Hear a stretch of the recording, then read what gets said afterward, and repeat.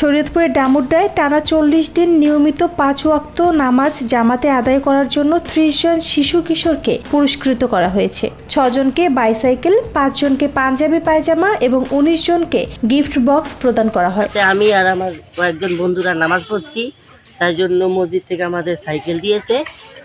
তা এই সাইকেল করে আমরা স্কুলে বিভিন্ন জায়গায় ঘুরতে যেতে পারবো। ইনশাল্লাহ আমরা নামাজ পড়ছি 40 দিন, আরও ভবিষ্যতে নামাজ পড়বো।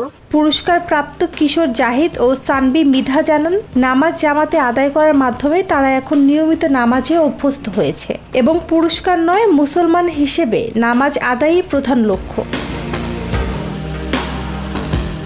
শনিবার ডামুড্ডা পৌরসভার 8 নম্বর ওয়ার্ডে কাজীবাড়ি জামে মসজিদ চত্বরে উপজেলা সহকারী কমিশনার মোহাম্মদ তরিকুল ইসলাম পুরস্কার তুলে দেন।